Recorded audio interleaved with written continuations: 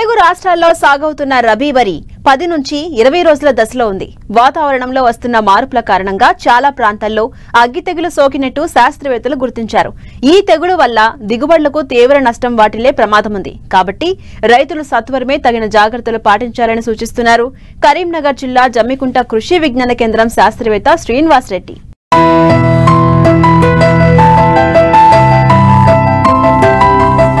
రబీ వరి నాట్లు పడ్డాయి. చాలా చోట్ల ఫిబ్రవరి మొదటి వారం వరకు కూడా రైతులు వరి నాట్లు వేశారు. ప్రస్తుతం 15 నుంచి 20 రోజుల వయసులో ఉంది. అయితే ప్రతికూల వాతావరణ పరిస్థితుల కారణంగా వివిధ రకాల తెగుళ్లు ఆశించడానికి అనుకూల పరిస్థితులు ఏర్పడ్డాయి. ఇప్పటికే చాలా చోట్ల అగ్గి తెగులును ఆశించినట్లు శాస్త్రవేత్తలు గుర్తించారు.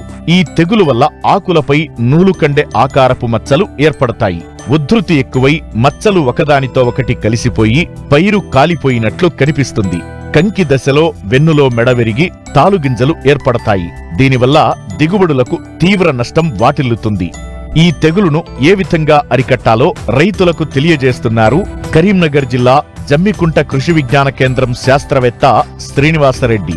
ప్రస్తుతానికి మన రాష్ట్రంలో మరియు మన కరీంనగర్ జిల్లా మొత్తంగా చూసినట్లయితే దాదాపుగా ఫిబ్రవరి మొదటి వారం వరకు కూడా చాలా మంది రైతులు వరి పొలాలను నాటు వేయడం జరిగింది. నాటు వేసి 15 నుంచి 20 రోజులకు దగ్గరకు వస్తున్నది. ఈ సమయంలో గనక మనం చూసినట్లయితే దాదాపుగా అగ్గి తెగులు అనేది ఎక్కువగా రావడం జరుగుతుంది. ఈ అగ్గి తెగులు కూడా మనకు దాదాపుగా ఖరీఫ్ కంటే రబీలో ఎక్కువగా రావడం జరుగుతుంది. దానికి కారణం కూడా చాలా వరకు ఈ వాతావరణ పరిస్థితుల్లో మార్పు. రబీలో చూసినట్లయితే దాదాపుగా రాత్రిపూట ఉష్ణోగ్రతలు 20 డిగ్రీ సెంటీగ్రేడ్ కంటే తక్కువగా ఉండడం, తర్వాత పగటి ఉష్ణోగ్రతలు మనకు 25 నుంచి 30 డిగ్రీల వరకు ఉష్ణోగ్రత పెరుగుతూ ఉండడం వల్ల ఈ యొక్క వాతావరణంలో మార్పులలో వల్ల తేడాల వల్ల మనకి అగ్గి తెగులు అనేది ఎక్కువగా వ్యాపించడం జరుగుతుంది.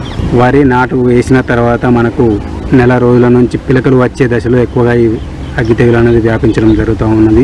ఫస్ట్ ఆకుల మీద చిన్న చిన్న మచ్చలు ఏర్పడి అవి నూలు కండే ఆకారంలో ఉండి మచ్చల చుట్టూ కూడా దాదాపు ముదురు గోధుమ రంగు నుంచి నలుపు రంగు వరకు ఉంటుంది.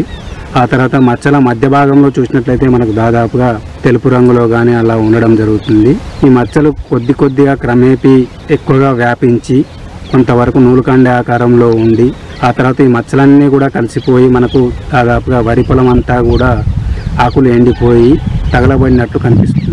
అందుకే దీనికి అగ్గి తెగులు అనే పేరు రావడం జరిగింది. దీని నివారణకు గనక చూసినట్లయితే దాదాపుగా ఎక్కువ శాతం చాలా మంది రైతులు కూడా మనకు ఈ నత్రజని ఎరువులు కూడా ఎక్కువగా వాడడం వల్ల కూడా ఈ అగ్గి తెగులు అనేది ఇంకా ఎక్కువగా వ్యాపించడం జరుగుతుంది. కాబట్టి వీలైనంత వరకు రైతులందరూ కూడా దాదాపుగా ఈ నత్రజని ఎరువులను చాలా తక్కువగా వాడుకోవాలి. ఎప్పుడైతే మనం ఈ చిన్న చిన్న మచ్చలను చూసినట్లయితే మొదటి దశలో ట్రైసైక్లోజోల్ అనే మందును 0.6 గ్రాములు లీటర్ నీటికి కలుపుకొని పిచికారీ చేసుకున్నట్లయితే దాదాపు ఈ అగ్గి తెగులు దీని నుండి బారి నుండి కాపాడుకోవడానికి అవకాశం ఉంది.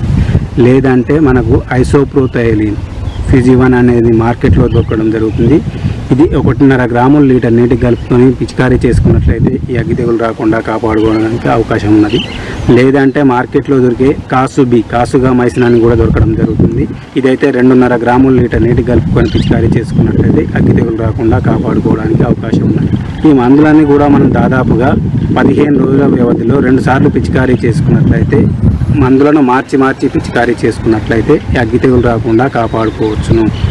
లేదంటే ఈ మందులు పిచికారీ చేసినా కానీ మనకు సివియర్ స్టేజ్లో ఉన్నట్లయితే ఎక్కువ మోతాదులో ఎక్కువ ఉధృతిగా ఉన్నట్లయితే మనకు నాటివో అనే మందు కూడా మనకు మార్కెట్లో దొరకడం జరుగుతుంది. అదైతే 100 గ్రాముల వరకు ఎకరానికి కలుపుకొని పిచికారీ చేసుకున్నట్లయితే అగ్గి తెగులు రాకుండా కాపాడుకోవడానికి అవకాశం ఉంటుంది. ఇంకో మందు ఏంటంటే అజాక్సిస్ట్రోబిన్ అని కూడా మనకు మార్కెట్లో దొరుకుతుంది.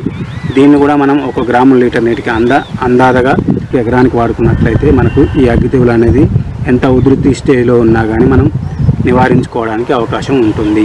తర్వాత దశలో కనుక చూసినట్లయితే దాదాపుగా ఫస్ట్ ఆకుల మీద మచ్చలు ఏర్పడి ఆ తర్వాత కూడా మనకు ఒకవేళ పిలక దశల నుంచి మనకు కంకి ఏర్పడి పుట్ట దశ నుంచి గొలుసులు బయటికి వెళ్ళే దశలో కనుక మనకి అగ్గి తెగులు వ్యాపించినట్లయితే ఆ గొలుసులో ఆ యొక్క కనుపు దగ్గర కూడా వ్యాపించి మనకు కనుపుల నుంచి గింజలకు ఆహారం వెళ్లకుండా చేస్తుంది. కాబట్టి దీన్ని మెడవిరుపు తెగులు అని కూడా అనడం జరుగుతుంది. కాబట్టి ఇలాంటి తెగుళ్ళని అన్నింటి నుంచి కూడా మనం మొదటి దశలోనే గుర్తించి నివారణ చేసుకున్నట్లయితే మనకు మెడవిరుపు తెగులు కూడా రాకుండా కాపాడుకోవడానికి అవకాశం ఉంటుంది.